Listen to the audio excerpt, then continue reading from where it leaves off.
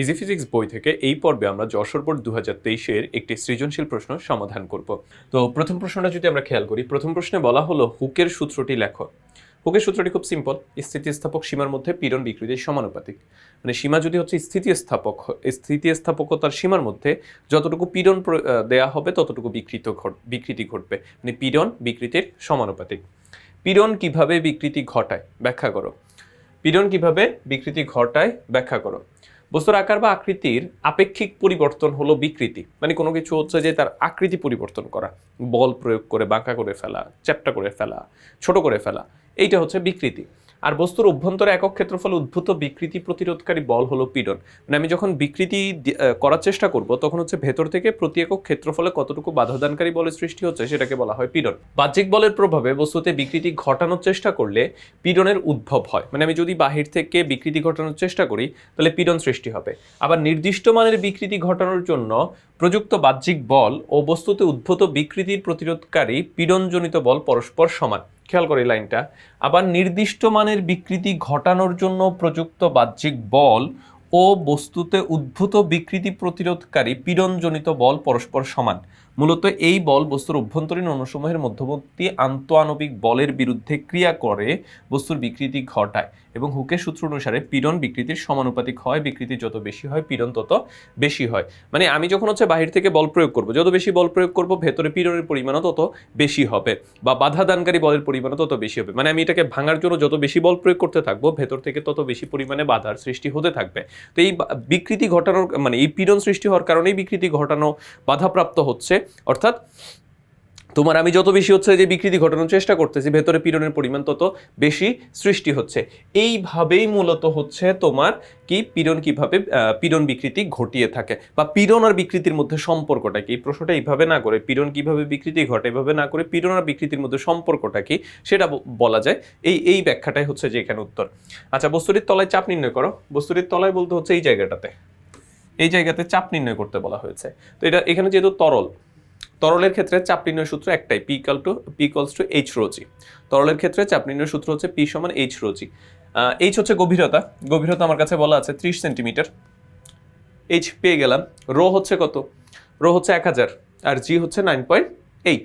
বসিয়ে ক্যালকুলেশন করে দিলে আমরা রেজাল্টটা পেয়ে যাব।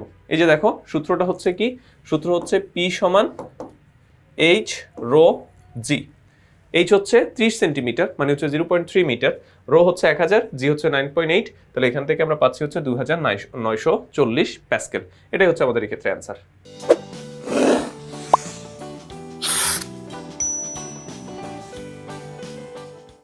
আচ্ছা, উদ্দীপকের চিত্রে আর্কিমিডিসের নীতি অনুসৃত হয় কিনা। আর্কিমিডিসের নীতি কি? কোনো বস্তুর হারানো ওজন বস্তু কর্তৃক অপসারিত তরলের ওজনের সমান। তো আমরা হারানো ওজন বের করবো, যে নিচের এই বিন্দুতে বল বের করব এবং সিলিন্ডারের উপরের বিন্দুতে বল বের করব। এই দুইটা বিন্দুতে যে বলটা পাবো একটা থেকে আরেকটা মাইনাস করে দিলে আমরা লব্ধি বল বা হারানো ওজনটা পেয়ে যাব। এরপর হচ্ছে অপসারিত তরলের ওজনটা বের করব। এই দুইটা যদি সমান হয় তাহলে আর্কিমিডিসের নীতিকে সমর্থন করে। আবার বলছি, আর্কিমিডিসের নীতি কি? আর্কিমিডিসের নীতি হচ্ছে কোনো বস্তুর হারানো ওজন বস্তু কর্তৃক অপসারিত তরলের ওজনের সমান। তা হারানো ওজনটা আমরা কিভাবে বের করব? এই যে ছোট যেই সিলিন্ডারটা দেয়া আছে এটা নিচের পৃষ্ঠে বল বের করব, এর উপরের পৃষ্ঠে বল বের করব। নিচের পৃষ্ঠের বল থেকে উপরের পৃষ্ঠের বলকে মাইনাস করে দিলে আমরা হারানো ওজনটা পেয়ে যাব। এরপর এটা দ্বারা অপসারিত তরলের ওজন বের করব। যদি এই হারানো বল মানে হারানো ওজন আর অপসারিত তরলের ওজন সমান হয় তাহলে বলবো আর্কিমিডিসের নীতিকে সমর্থন করে। আচ্ছা, প্রথমে আমরা সিলিন্ডারের আয়তনটা বের করলাম। সিলিন্ডারের আয়তন হচ্ছে ক্ষেত্রফল ইনটু উচ্চতা। সিলিন্ডারের আয়তন হচ্ছে ক্ষেত্রফল ইনটু উচ্চতা। তো এখন এখানে খেয়াল করি ক্ষেত্রফল কত আর উচ্চতা কত। ক্ষেত্রফল আমার কাছে বলা আছে 5 বর্গ সেন্টিমিটার। বর্গ সেন্টিমিটারকে বর্গমিটারে নিতে হলে ইনভার্স 4 দ্বারা গুণ করতে হয়। আর প্রয়োজন হচ্ছে সিলিন্ডারের উচ্চতা। এখানে একটা জিনিস খেয়াল করো তো, একদম উপর থেকে নিচ পর্যন্ত হচ্ছে 30 সেন্টিমিটার আর এতটুকু হচ্ছে 14 সেন্টিমিটার। পুরোটা হচ্ছে 30 সেন্টিমিটার, এতটুকু হচ্ছে 14 সেন্টিমিটার। তাহলে এই যে সিলিন্ডারের যে উচ্চতা সেটা হচ্ছে 30 মাইনাস 14। 30 মাইনাস 14 মানে হচ্ছে 16 সেন্টিমিটার। পুরোটা হচ্ছে কত? 30 সেন্টিমিটার, উপরের টুকু হচ্ছে 14 সেন্টিমিটার। তাহলে পুরোটা থেকে উপরের টুকু বাদ দিয়ে দিলে হচ্ছে কত পাচ্ছি? 30 মাইনাস 14 মানে হচ্ছে 16 সেন্টিমিটার। তাহলে সিলিন্ডারের যে উচ্চতা সেটা হচ্ছে কত? 16 সেন্টিমিটার। সিলিন্ডারের যে উচ্চতা সেটা হচ্ছে 16 সেন্টিমিটার। তাহলে আমরা এই ক্ষেত্রে কি পাচ্ছি? যে ক্ষেত্রফল হচ্ছে 5 × 10⁻⁴ আর উচ্চতা হচ্ছে 16 সেন্টিমিটার, মানে হচ্ছে 0.16 মিটার। তাহলে এখান থেকে আমরা আয়তনটা পেয়ে যাচ্ছি। এবার সিলিন্ডার কর্তৃক অপসারিত পানির ওজন W সমান হচ্ছে V রো জি। ভি হচ্ছে আয়তন, আমরা পেয়ে গেছি, রো 1000, জি 9.8, তাহলে 0.784 নিউটন। এইটা হচ্ছে সিলিন্ডার কর্তৃক অপসারিত তরলের ওজন। আরেকটা জিনিস বের করতে হবে, যে নিচের বিন্দুর বল, উপরের বিন্দুর বল, এরপর একটা থেকে আরেকটাকে মাইনাস করে দিতে হবে। এখন বল বের করার জন্য তরলের অভ্যন্তরে কোনো বিন্দুতে বল বের করার জন্য হচ্ছে AH রো জি। এটা মনে রাখবো কিভাবে? আচ্ছা, আমি তোমাদেরকে একটু দেখিয়ে দিই। আমরা জানি সূত্র হচ্ছে কি, P সমান F/A। তাহলে F সমান কি? PA, মানে চাপকে যদি আমরা ক্ষেত্রফল দ্বারা গুণ করি তাহলে বল পাওয়া যায়। এখন তরলের অভ্যন্তরে কোনো বিন্দুতে চাপ নির্ণয় সূত্র কি? H রো জি। একটু আগেও বললাম, তরলের অভ্যন্তরে কোনো বিন্দুতে চাপ নির্ণয় সূত্র হচ্ছে H রো জি। তাহলে বল সমান হচ্ছে H রো জি, বল সমান হচ্ছে AH রো জি। তা আমার দুইটা বিন্দুতে জাস্ট Hটা চেঞ্জ হবে, Hটা চেঞ্জ করে দিলে আমরা রেজাল্টটা পেয়ে যাব। এখন সিলিন্ডারের উপরের পৃষ্ঠে নিম্নমুখী বল AH1 রো জি। এ তো আমরা জানি, H1 হচ্ছে উপরের পৃষ্ঠের গভীরতা। উপরের পৃষ্ঠের গভীরতা হচ্ছে কত? 14 সেন্টিমিটার। উপরের পৃষ্ঠের গভীরতা হচ্ছে 14 সেন্টিমিটার, রো হচ্ছে 1000, জি হচ্ছে 9.8। এখান থেকে হচ্ছে যে আমরা পাচ্ছি কত? নিম্নমুখী বল। আর সিলিন্ডারের নিম্ন পৃষ্ঠে ঊর্ধ্বমুখী বল, সেটা হচ্ছে কত? AH2 রো জি। এ আমরা জানি, H2 হচ্ছে কত?